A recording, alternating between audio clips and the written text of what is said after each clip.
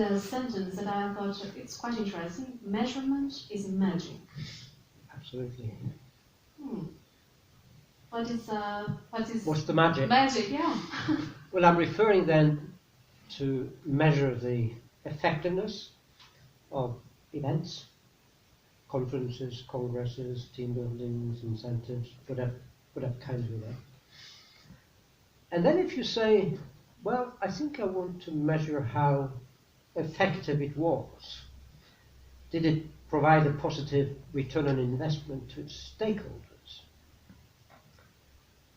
Okay, so I decide to do that. Now, what's the first thing I have to do? I have to set some very detailed and measurable objectives. If I don't have objectives, how can I measure? If I don't have objectives, I don't even know what data to collect. So then I have to start by setting some clear objectives.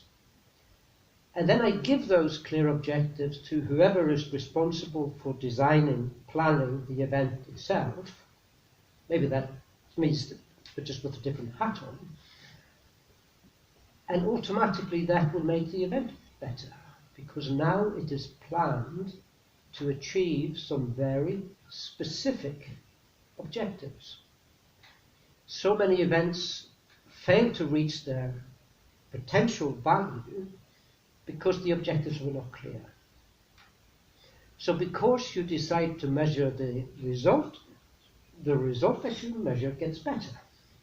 It's like a self-fulfilling prophecy, and that's in this instance, that's a good thing.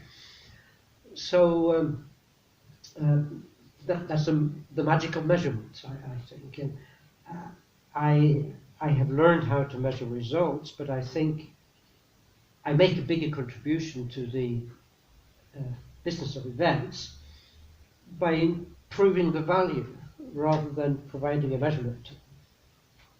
It's like the fact you can then also measure the results quite easily is almost like the byproduct. The important thing is to create more value. But aren't the measurements related to the value? I mean, how can you create measure the value? Okay. You measure the value. How do you measure the value, actually? It's interesting. Measuring value is a step-by-step process. There's a number of things that have to be right, if you like, in order for the event in total to provide good value. First of all, you have to have the right people in the room. Well, if you don't have the right people, then, how do you expect good results? Then, as we've talked about, you need to have an effective instructional design. When you bring them into the room, how you treat them, how comfortable they feel, how you prime them from learning, how you allow them to learn through interaction and exploration. So you have to get that right, and you set objectives for that. Did I meet we call them learning environment objectives? Then you have objectives for the learning. What information should they remember? What attitudes do you want to change to make them change their behavior? What relationships should they build? And you set objectives for learning, different types of learning. And then probably most importantly, you need them to change behavior if there's going to be any value at all.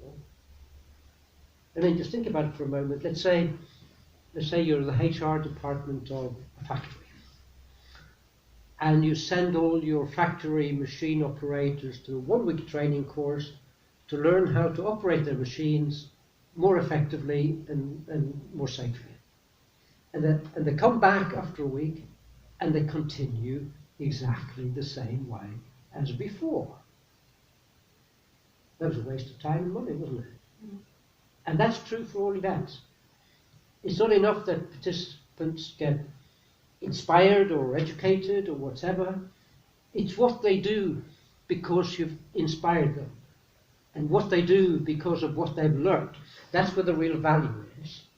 So you set objectives for what people should do when they leave your meeting and get back in their office. And those things which they do have a consequence for your stakeholders. It's their change in behavior which provides value to the meeting stakeholders. So it's like a chain reaction effect. The right people in the room, they've got a good learning environment, so you're not surprised, they learn and remember. That changes their behavior, which as a result give you the value. And then you set objectives and you measure results at every step in the chain. So there's, it's not like an event has one objective. It has a number of objectives at different levels in the process of creating the value.